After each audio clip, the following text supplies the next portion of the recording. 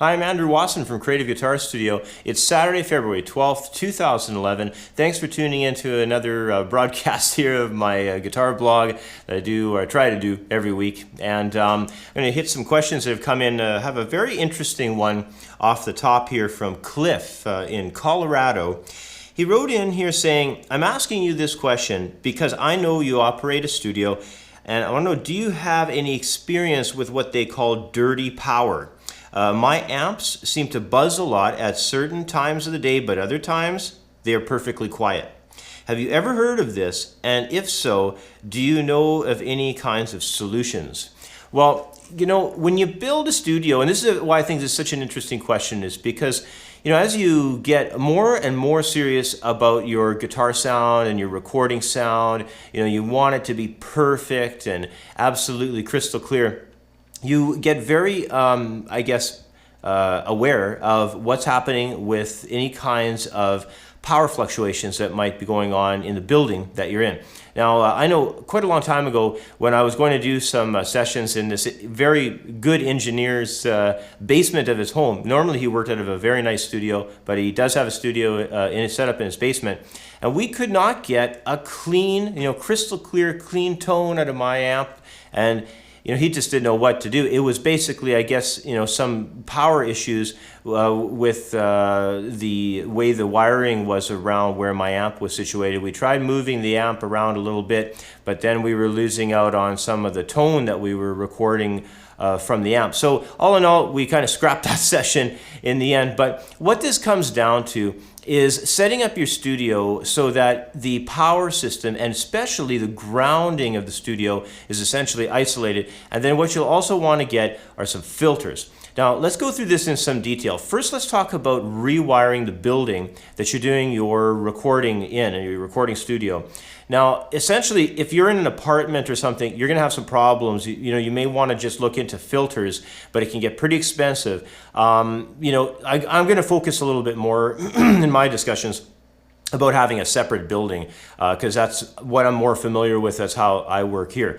Now, essentially, in the building, when you rewire it, what you're going to focus on is rewiring your ground source. And the grounding of your studio, more than likely, if it's an existing building, it's probably being done by way of the water supply of the building. Most buildings are grounded out off of their cold water supply pipe that's coming into the facility.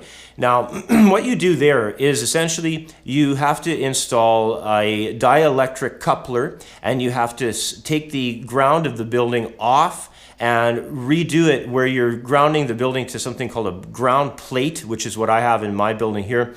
Or you can also do it, some building codes require you to use something called a grounding rod. Now, of course, you're going to want to hire an electrician to do this. This is not something you're going to want to do yourself. And to install the dielectric coupler, you're going to need to probably call a plumber because you're going to have to unhook the main water line. Usually it's done at the meter of the building that the water company uses to bill you for your services. So these jobs are pretty involved. They're going to cost more than likely several $100s to do, but this is how you're going to get a perfect clear tone out of your amp all the time. Now, if this is not possible, another route that you can take is there are power filters that are out there on the market, and they're called, I don't know if they're available overseas, but they're certainly available here in North America. They're called Graham-Stetzer power filters. And I'll put a link in the description box below. It's a very specialized product. I don't think that you can just go and buy this from some place like Amazon. But what these filters do is they filter out EMF interference, which is exactly what Cliff here is talking about. You're getting EMF interference, which is electrical magnetic frequency interference. Now, I remember years ago when I was setting my studio up, I was encountering this a little bit before I redid everything. And someone had told me once that just buy, one of those UPS battery backup systems that'll solve the problem. That will not solve the problem, and in fact, it will actually make the problem worse because there's a inverter in that UPS battery backup system which is going to basically cause you more problems. Other things in the power lines are going to cause problems too, like for instance, if you have a dimmer switch. So basically you're going to want to remove dimmer switches because they will cause EMF interference as well. But those Graham-Stetzer filters, you can buy them in a power bar. There's a system in which they work where they go by the square footage of the room or the square footage of the building and how many filters that you'll need per square footage. And then it also factors in with other things too, like if you have certain types of electrical equipment. So I will provide a link to the Stetzer Electric website, I guess. It would probably be the best website to go and provide a link to. So I will do that for you. But essentially, the way you're going to get crystal clear power into your building and avoid all that dirty power issue is by rewiring the ground and separating the ground apart from the building. Okay, so let's move on to the next question here. Yeah, this question here is from Thomas out in Vancouver, Canada. He wrote in saying, this is another interesting one. He says here, a producer wants me to audition for a band that he's forming. He saw me play in a local Battle of the Bands competition at a theater, and he said I'd be great for his new project. He works out of a small recording studio, and he said that both him and his engineer have been nominated for several awards with other bands that he's formed. This took me by surprise because I'm only 17 and I didn't think that I was that good. Do you think this is for real? Could this be a big break for me? I'd really appreciate your response because I'd like to be a musician, but this kind of seems too good to be true. What is your opinion?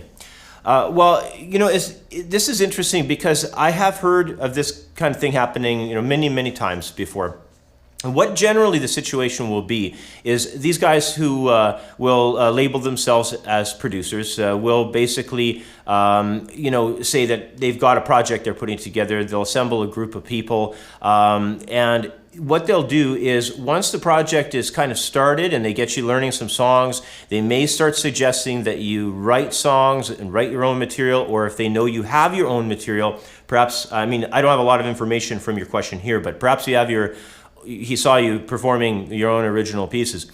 So what they would get you to try to do is essentially record a CD. What this is all about is it's about pursuing work for the studio. So if you have a recording studio, you probably have noticed. You don't really see ads for recording studios in your local classifieds. There's no sort of advertising they're doing saying, "Hey, come on down to our studio. We're the best."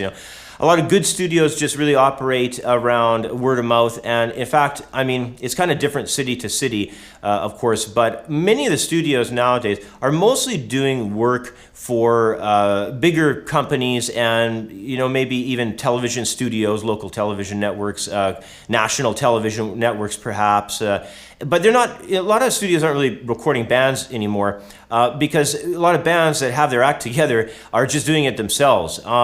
So what this is kind of like a make-work project for the studio. Now, what I've seen happen in some cases is, they will charge a lot of money per song sometimes to do it. Even, if you do a very serious project on a song or two, you could be looking at anywhere from $1,200 to $1,500 just for a couple of songs. Studio time adds up really fast. I always like that old story that an engineer told me once that he was sitting in his office one day and the phone rang and it was somebody and they said, "How much do you charge an hour?" And he said, "Well, the studio rate here is $135 an hour." And the person on the phone said, "Oh, that's fantastic because I've got 2 songs I want to record and they're only 3 minutes long each." So you probably wouldn't understand that joke. Actually, it's not even a joke. It's actually a true story. But you probably wouldn't understand that wholeheartedly unless you knew how long it takes to actually record one song.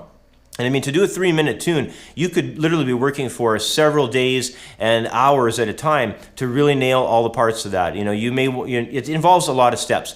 And this is where the studios are going to be making money. Now, in the, many years past, when people really didn't have access to all the, recording studio equipment that you can almost really just do it on your computer yourself these days, what would happen is you'd be paying for all that studio time to have access to the great equipment and, the big proper mixing board and the you know, maybe they're using 2-inch reel-to-reel multi-track tape, and you know, all that kind of stuff is kind of gone the way of the dinosaur now. And now people can, you know, I mean the system that I'm using for audio recording, I have access to 128 tracks in multi-track recording. I mean, that's just unbelievable if you think back to, you know, many years ago when all you really kind of had to work with was 24 tracks. So, you know, this is, in my opinion, sorry to say, this is kind of a scam, in my opinion, because they're trying to basically create a make-work project for the studio. So you have to kind of watch out for this. Like, my suggestion would be, just for fun, go down to their audition, go and check this thing out, you know, meet the people, and maybe jam with them a bit. But as soon as these people start saying, you know, we've got something here, and I think you folks should really record, and you know, it costs $150 an hour or whatever to record with us, but don't worry, because you guys are going to be famous and blah blah blah blah. So watch out for that spiel, because it's probably going to come down the road. But for fun, you know, go meet up with these people, jam out a bit, and who knows, maybe you can actually form a band out of some of the folks you meet and just bypass these so-called producer people and kind of go along with your own project, because that would probably be a little bit more advantageous to you to do that, more than likely. Okay, so anyway, let's get on to the next question I want to cover. And this next question comes to us from Ken in Springfield, Illinois. He wrote in saying, I need help with a 2-bar chord progression that I have to play solo on. It goes C major 7 for the first measure, so C major 7 chord. And then it goes G minor 7 to F with G in the bass for the second measure. So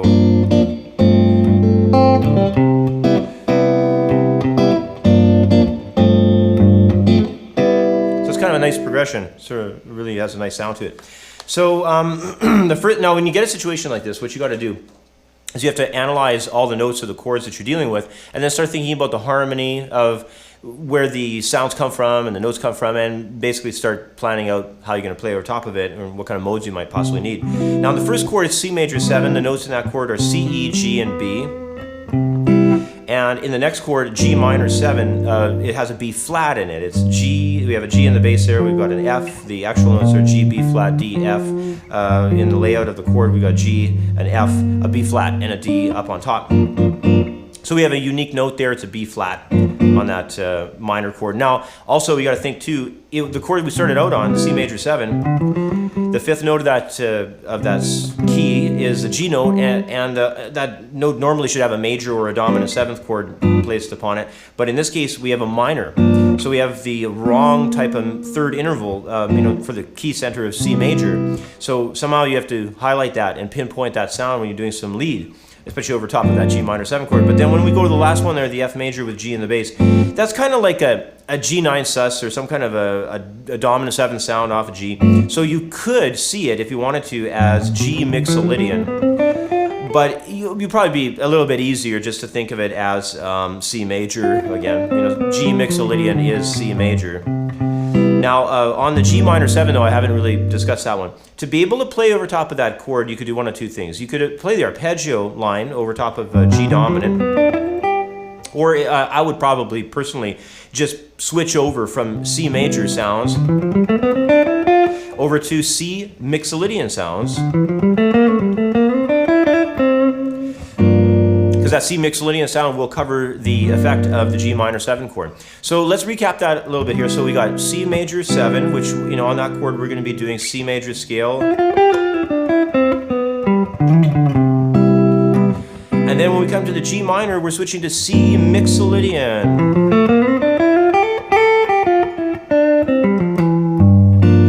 Then when we come to our last chord, we're going to be doing C major scale again. Let's just say C major.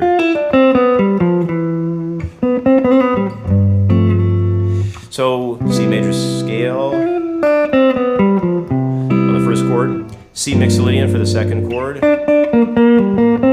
Then on the next chord, we've got C major scale again.